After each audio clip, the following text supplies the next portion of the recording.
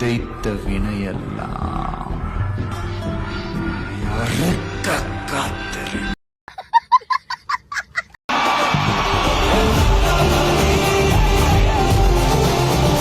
புரட்சி தலைவர் வந்தாயா?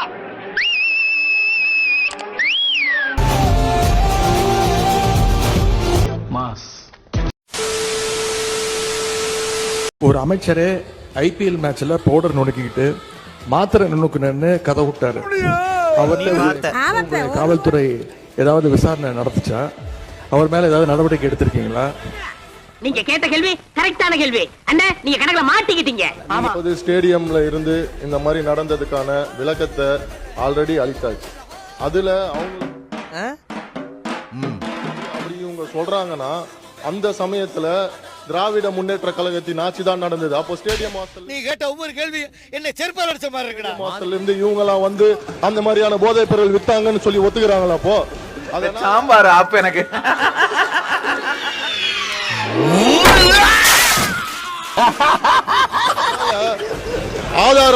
ஆதாரம் இல்லாமல் விளக்கம் கொடுத்ததுக்கு அப்புறமும் எனக்கு A few moments later. சிங்கம் களை இறங்கிருச்சு. சிங்கமா எங்க? சட்டமன்றத்தின் முதல் முறை உறுப்பினராக இருக்கக்கூடிய நான் ஒரு சிறிய வேண்டுகோளையும் வைத்துக் கொள்றேன் இந்த நேரத்தில். டேய், இவன் வேற என்னை ரொம்ப டார்ச்சர் பண்றான்டா. எப்படி கண்ணியம் குறித்து அண்ணன் எங்களுக்கு எல்லாருக்கும் சொன்னாரோ அதே போல தங்கள் கட்சியினுடைய மாண்புமிகு எதிர்க்கட்சி தலைவருக்கும் சிறிதளவு அதை நீங்கள் சொல்லிக் கொடுக்க வேண்டும் அப்படின்னு நான் கேட்கிறேன். உறுப்பினர், நீ கேட்ட ஒவ்வொரு கேள்வி என்ன செருப்பால் அடிச்ச மாதிரி இருக்குடா. மாதிரி 8 கோடி மக்களின் பிரதிநிதியாக இருக்கக்கூடிய மாண்புமிகு முதலமைச்சர் அவர்கள் அவைக்குள்ளே வரும் பொழுது அமர்ந்திருக்கக்கூடிய எதிர்க்கட்சி தலைவருக்கு அந்த கண்ணியத்தை சொல்லிக் கொடுத்து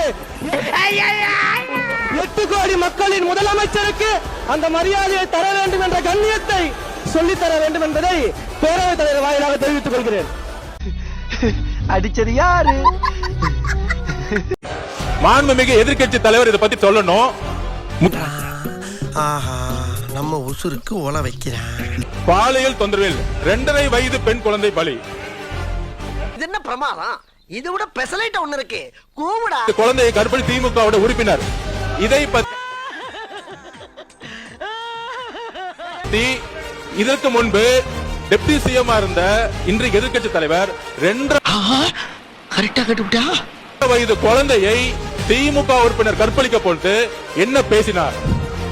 உனக்கெல்லாம் வெக்கமே இல்லையாடா? சோறு தானே திங்கிற.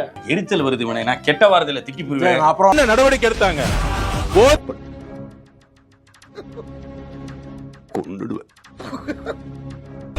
போதை ஆன்டி ட்ரஸ்டுக்கு எதிராக எத்தனை மீட்டிங் இந்த 5 வருஷமா பதிவு பண்ண? உள்ள கைய முறிக்கிட்டு நெஞ்சில குத்துறாயா? அந்த குத்துறா வெளியில. உங்க தலைவரோட பேரை மென்ஷன் பண்ணி பேசினது தவறுதான். யார் காரணம் தெரியுமா? அவர் சார்பா நான் சாரி கேட்டேன்.